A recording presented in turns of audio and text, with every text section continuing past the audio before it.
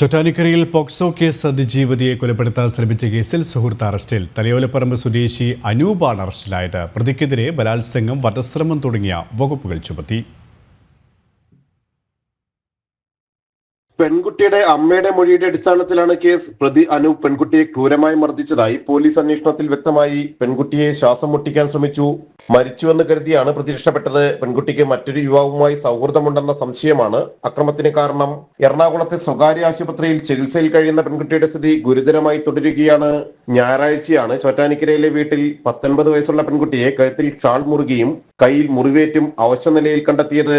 ശനിയാഴ്ച രാത്രിയാണ് യുവാവ് പെൺകുട്ടിയുടെ വീട്ടിലെത്തിയത്. ഞായറാഴ്ച പുലർച്ചെയാണ് ഇയാൾ വീട്ടിൽ നിന്ന് കടന്നത്.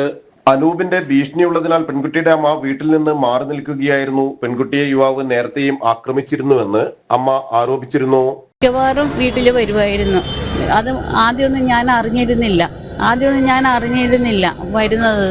പിന്നെ എൻ്റെ സമീപവാസികൾ ഇങ്ങനെ വരുന്നുണ്ടെന്ന് പറഞ്ഞ്, പിന്നെ എനിക്കും സംശയങ്ങളുണ്ട്. വരുന്നുണ്ടെന്ന് എനിക്കും സംശയങ്ങൾ ഉണ്ടായിരുന്നു. അങ്ങനെ എനിക്ക് തോന്നിയിട്ടില്ല. ഇപ്പോൾ റീസെൻ്റ്ലി ആണ് ഏതെങ്കിലും പയ്യന്മാരുടെ പേര് പറഞ്ഞ് ഇവളെ ഉപദ്രവിക്കുന്നതായും ഇവളെ വളരെ മാനസികമായി പീഡിപ്പിക്കുന്നതായും ഇവൾ എന്നോട് പറഞ്ഞിട്ടുള്ളത്. പ്രതി ഇവിടെ എത്തുമ്പോഴെല്ലാം പരിസരവാസികളുമായും പ്രശ്നങ്ങൾ ഉണ്ടാക്കിയിട്ടുണ്ട്. പ്രതി പെൺകുട്ടിയുടെ വീട്ടിലെത്തുന്ന CCTV ദൃശ്യങ്ങളും പുറത്തു വന്നിരുന്നു. ആരോഗ്യസ്ഥിതി മെച്ചപ്പെട്ടാൽ പെൺകുട്ടിയുടെയും മൊഴി രേഖപ്പെടുത്തും. ജനം, കൊച്ചി.